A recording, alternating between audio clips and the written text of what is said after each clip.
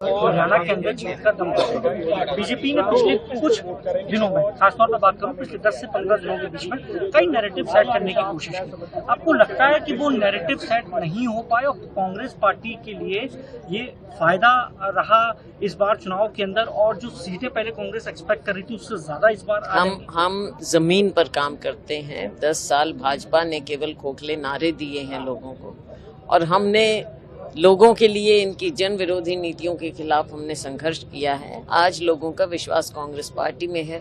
भाजपा के 10 साल अगर हम देखें तो 10 साल में केवल उनको सपने दिखाए गए, लोगों को सपने दिखाए गए। अग्निवीर जैसी समस्याएं कहूंगी मैं, तो नीति भी नहीं कहूंगी इसको, देश के युवाओं पर थोप दी गई हैं। हमारे सेना के साथ भी इंसाफ नहीं हो रहा है। ये तो सिर्फ एक मिसाल है।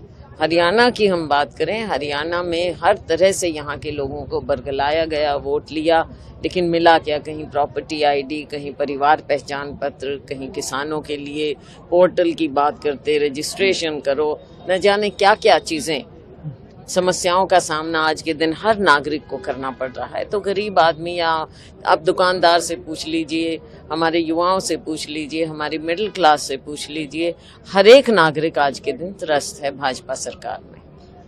ये जो 3 दिन का पूरा कांग्रेस पार्टी को कहीं ना कहीं अंदर खाने डर था कि जो हम लोग इतना अच्छा करने की कोशिश कर रहे हैं उसमें कहीं दिक्कत ना आ जाए, और इसलिए पूरी ताकत आखिरी के 3 दिनों में झोंक दी गई।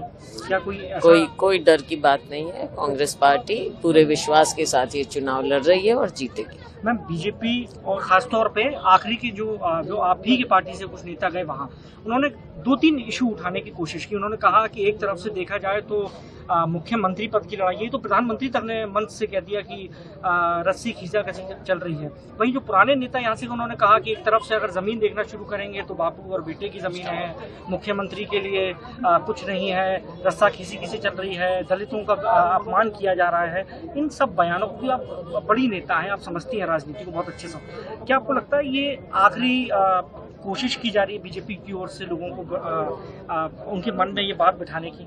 भाजपा कोई भी हथकंडे अपना सकती है, लेकिन हमारे यहाँ जो हमारे नेता हाईकमांड जो कहती है वही होगा।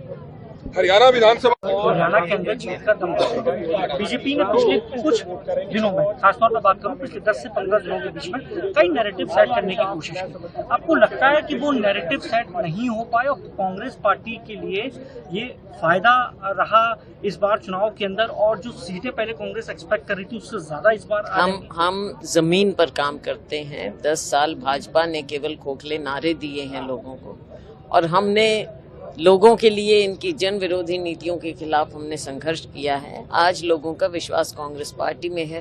भाजपा के 10 साल अगर हम देखें तो 10 साल में केवल उनको सपने दिखाए गए, लोगों को सपने दिखाए गए। अग्निवीर जैसी समस्याएं कहूंगी मैं, तो नीति भी नहीं कहूंगी इसको, देश के युवाओं पर थोप दी गई हैं। हमारे